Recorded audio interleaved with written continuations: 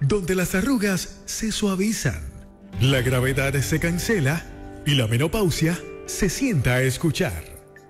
Ahora, impresiones de una Murano, con la terapista de familia Yeritza Montañez.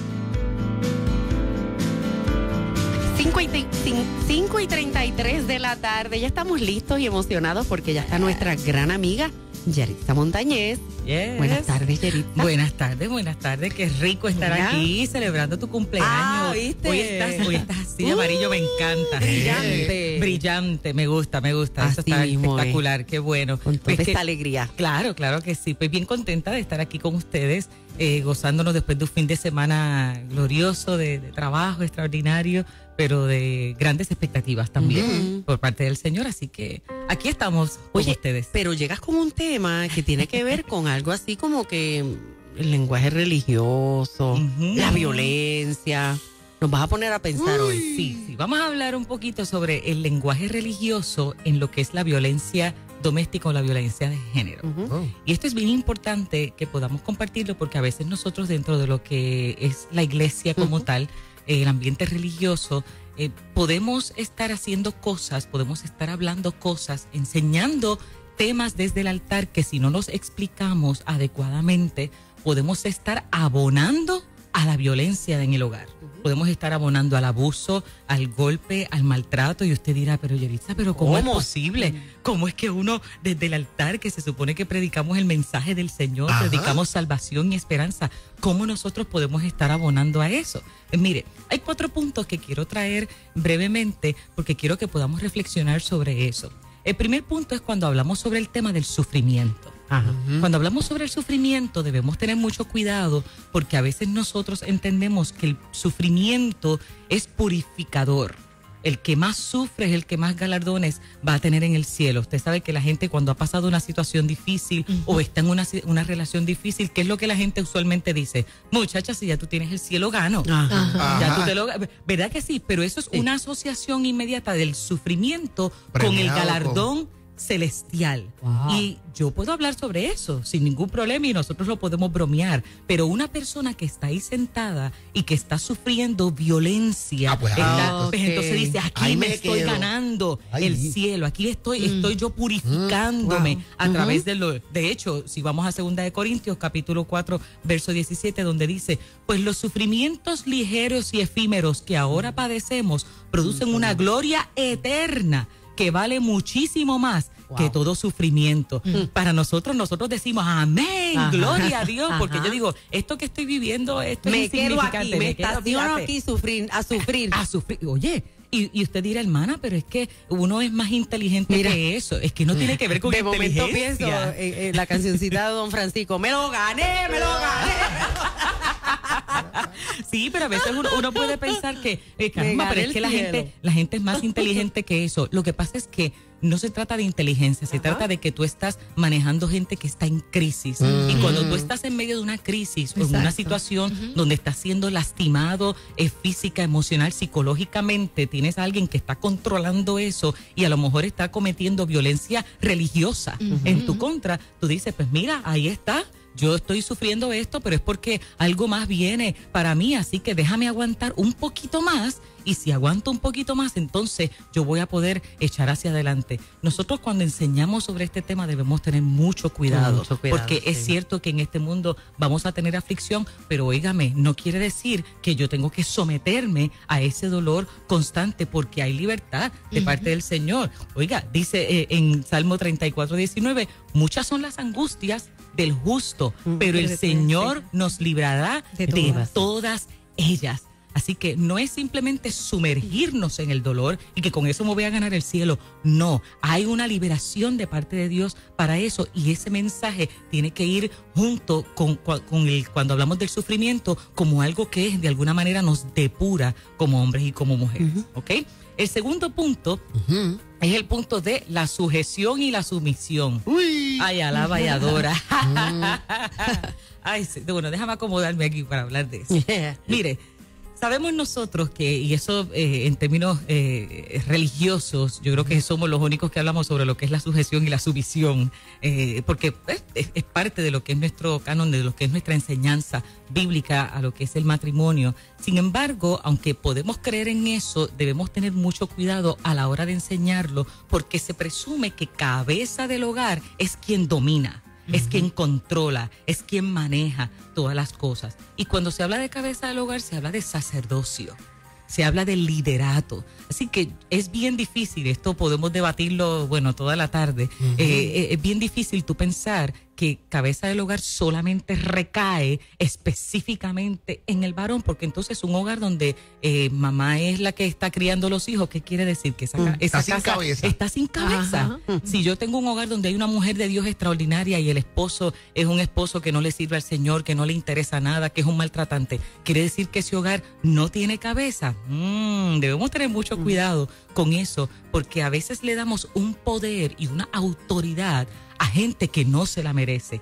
¿Qué es cabeza del hogar? ¿Qué es el liderato? Yo estoy dándole sostén a ese cuerpo, así que eso requiere una responsabilidad de mi parte, requiere un sacrificio. De hecho, oye, tenemos que amar, dice la palabra, que el esposo ame a su esposa, así como Cristo ama a la iglesia.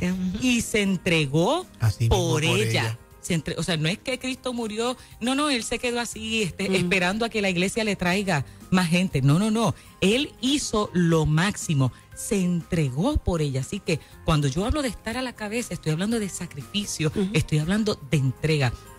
Por eso debemos tener mucho cuidado cuando enseñamos este asunto de la sujeción y el sometimiento, porque generalmente lo enseñamos como el único sometimiento es el de la mujer. La mujer es la única. Oye, pero es que si vamos a la palabra, dice que tenemos que someternos los unos a los otros, porque hay cosas que el esposo va a tener unas capacidades extraordinarias y hay otras donde la esposa es la que va a tener la palabra. Dios va a hablarte a través de tu esposo, a través de tu esposa, y no quiere decir que porque yo sea el hombre o porque yo sea la mujer, la opinión mía es la única que se va a escuchar. No, vamos a escucharnos mutuamente, pero eso hace falta aclararlo dentro de nuestras congregaciones y no reafirmarlo como un asunto de dominio y de control. El tercer elemento: honra a tu padre y a tu madre. Ay, Dios mío, mire, es un debate este tema y algunos pueden decir, pero hermana, usted está hablando de cosas que son medulares. Claro que sí. Nosotros creemos lo que está en la palabra del Señor, de que tenemos que honrar a nuestros padres, como dice en Efesios. Ese es el mandamiento, el primer mandamiento con promesa que tiene. Claro que sí. Ahora, ¿qué implica eso de honrar a nuestros padres? Porque recuerde, ¿quién puede estar escuchando? Si yo enseño a los hijos y a la gente que honrar a los padres es obediencia absoluta, piense que hay algún hijo o una hija que está siendo abusado sexualmente por papá. Y en ese momento papá le dice, hazme el favor y tú vas a hacer lo que yo te estoy diciendo.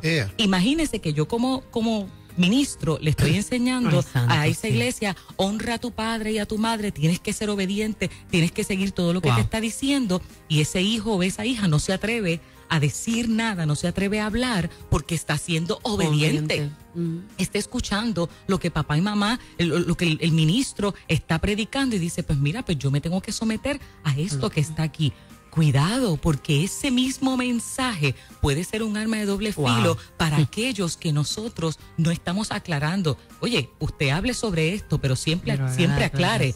El honrar a nuestros padres no incluye el yo permitir el abuso sexual, no incluye el yo permitir el maltrato, el que se me utilice para repartir droga, el que se me utilice para meterme en lugares que no me conviene, el que se me utilice para yo acompañarte cuando vas a visitar a tu amante. Eso no es honrar a nuestros padres, ¿ok? No incluye el yo permitir que me sigan maltratando aún después de adulto.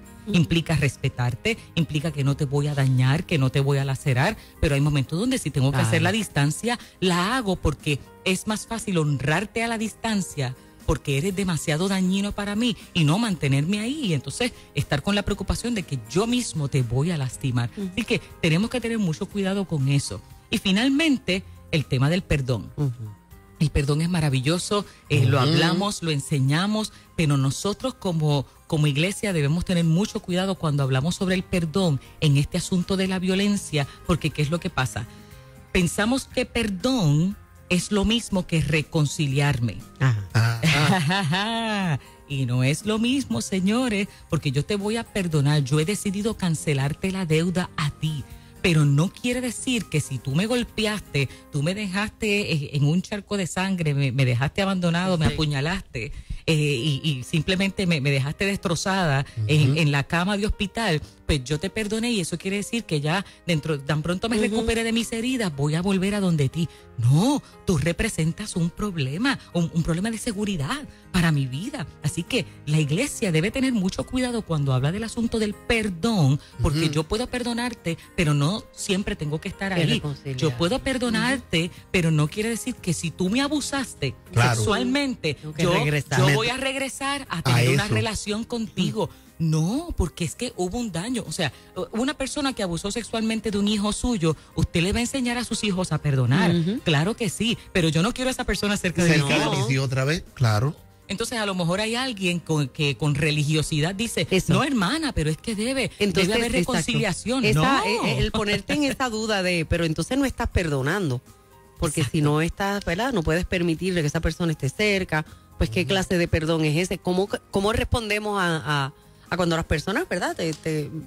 Te hacen ese tipo de expresiones? Claro, porque lo que pasa es que se olvidan de que esa persona sigue representando una amenaza para ti. O sea, aparte de los elementos legales que añadimos en este asunto, o sea, esa persona representa un problema de seguridad, un problema de bienestar. Así que si yo sé que estar cerca de esa persona, aunque yo le haya perdonado, va a alimentar el trauma, va a alterar emocionalmente a ese niño o esa niña, pues mire, señores, yo no voy a permitir que eso ocurra, aunque en su corazón haya perdonado. Está bien, uno tiene que asumir una postura de profundo balance, entendiendo que, mira, la palabra del Señor es clara, no es que estamos buscándole las orillitas a la Biblia, no es que estamos tratando de irnos por la tangente, no, estamos todavía creyendo lo que está en la palabra del Señor. Lo que pasa es que hay que adquirir esa conciencia de a quiénes nosotros les estamos hablando, porque yo puedo pensar que le está hablando a Yerisa Montañez, fantástico,